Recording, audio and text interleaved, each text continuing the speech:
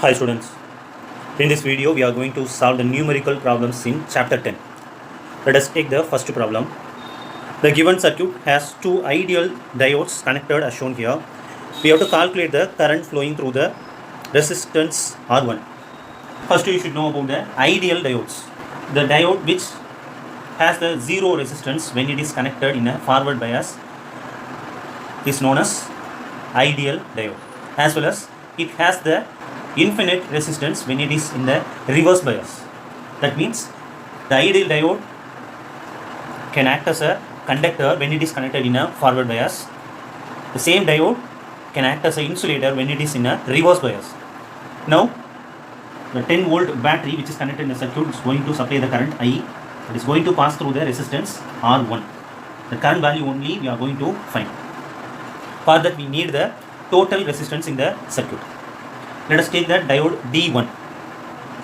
Here it is a P region of the diode D1 and it is a N region of the D1. This diode D1 is in a reverse bias. How we can say it is in a reverse bias? P region is connected with the negative terminal of the battery and N region is connected with the positive terminal of the battery. So now it is in a reverse bias. So that has the infinite resistance. That means the current I cannot pass through the D1. Let us take the diode D2. Here this diode D2 is connected in a forward bias because P region of the D2 is connected with the positive terminal and N region is connected with the negative terminal. So it has the zero resistance. So this current I can pass through the diode D2.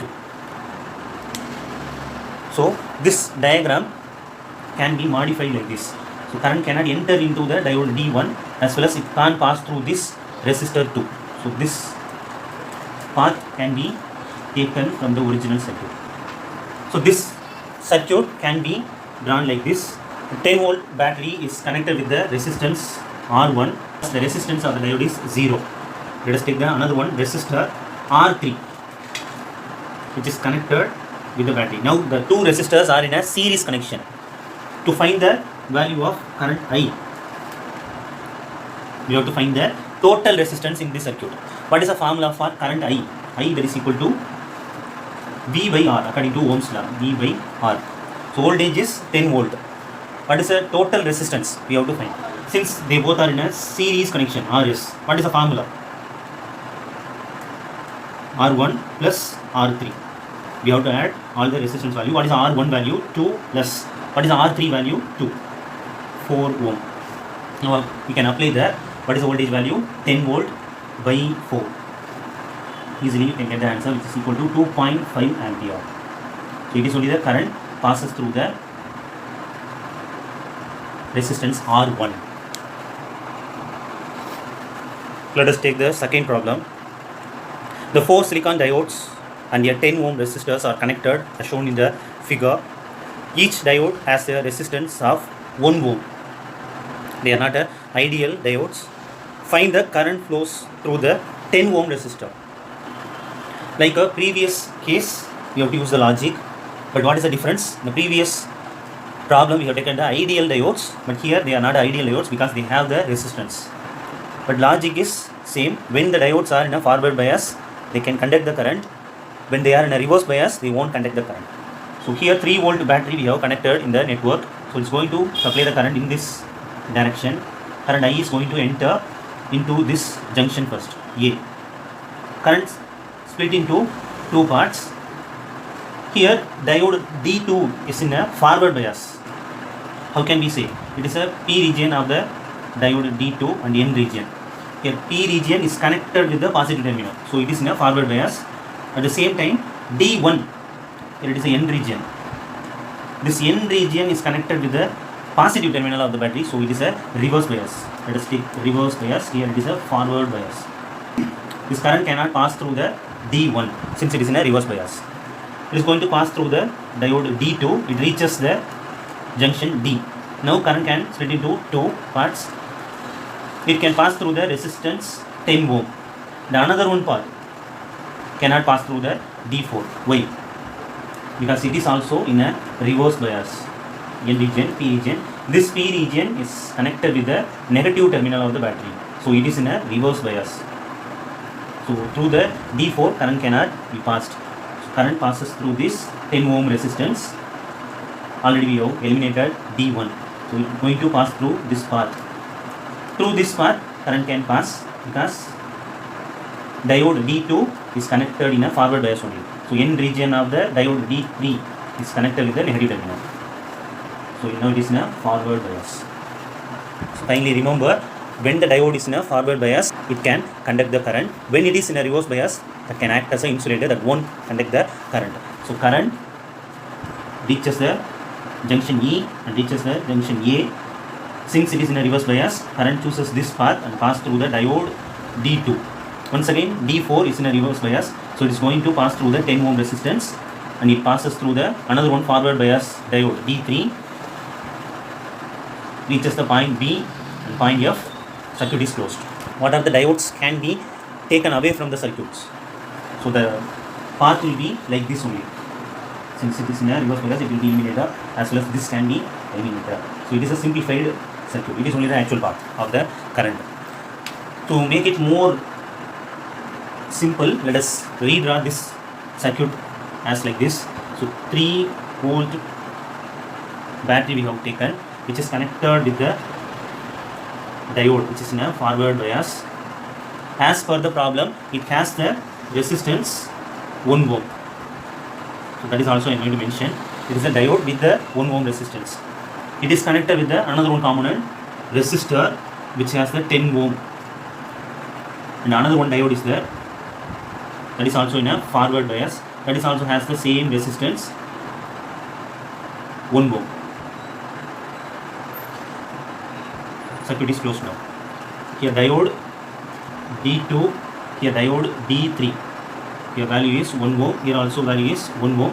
The center one has the resistance 10 ohm. Now we have to find the current that is going to pass through the 10 ohm. Current I is going to pass. How many resistors are there? 3. 1, 2, 3 are there. They are in a series connection. First we have to find the effective resistance. What is the formula for series connection? Effective resistance in a series connection. R is equal to R1 plus R2 plus R3. Here R1 value is 1 ohm, R2 value is 10 plus 1. So RS value is 12 ohm. So total resistance I have found now.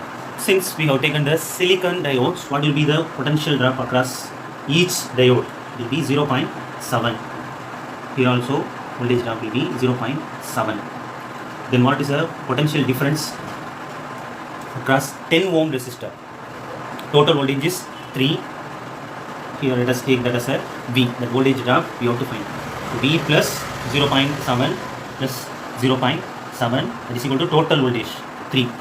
Here 0.7 plus 0.7, that is equal to 1.4. Now V value, that is equal to 3 minus 1.4, which is equal to 1.6.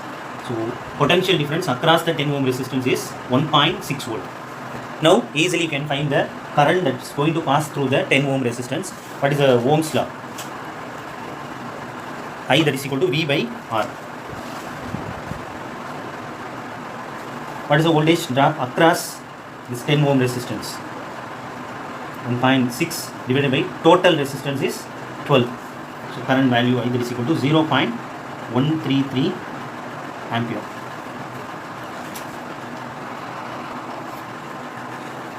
Let us take the third problem. Assuming VCE, collector emitter voltage, which is equal to 0.2 volt, and beta, that is equal to 50. First let us mention the emitter base collector. So this arrow mark represent this only the emitter. Here it is base, and here we have the collector. So voltage across collector and emitter VCE in a saturation condition, they are given that as a 0.2 volt. So collector to this ground is 0.2 volt. In beta value they are given. What do you mean by beta? Beta is a current gain, which is equal to IC by IB. As per the problem, which is equal to 50. Now we have to find the minimum base current IB required to drive the transistor given in the figure to saturation. That means we have to find the value of IB. So it is only the given clue. From here you can find the expression for IB which is equal to IC by beta. Beta value is 50. IC value first we have to find. So let us take this as a equation 1. What do you mean by IC? Collector current that has to be found. So as per the Ohm's law, V that is equal to IR, then I that is equal to V by R. Here we have taken the collector current, so VC and collector resistance RC. What is VC? Potential difference across the collector region you have to find. From this terminal to this collector region, you have to find the potential difference. Total potential difference is 3 volt. So from this point to this ground, zero potential here. So 3 volt is there. So as per the data, VCE, potential difference across collector and emitter is 0.2. Then what is the remaining thing? 3 minus 0.2, which is equal to 2.8 volt. So here 2.8 volt. That is a potential across the collector VC. So 2.8 divided by what is RC? Resistance value is 1 kilo ohm, which is equal to 10 to the power of 3. 10 to the power of 3 can be taken to numerator, 2.8 into 10 to the power of minus 3 ampere. That is only the value of IC. This value can be substituted here. In the equation 1, we can substitute the value, then we can find the value of IB. IB that is equal to IC value is 2.8 into 10 to the power of minus 3 divided by beta value 50. Here 50 can be written as 5 into 10. So 10 can be taken to numerator. Then 10 to the power of minus 4 will be there. Likewise, to solve that easily, this 2.8 can be written as 28. To compensate here, you have to write that as a 10 to the power of minus 5. This can be easily solved, and which is equal to 5.6 into 10 to the power of minus 5. Or it can be written as 56 into 10 to the power of minus 6, which is equivalent to 56 microampere.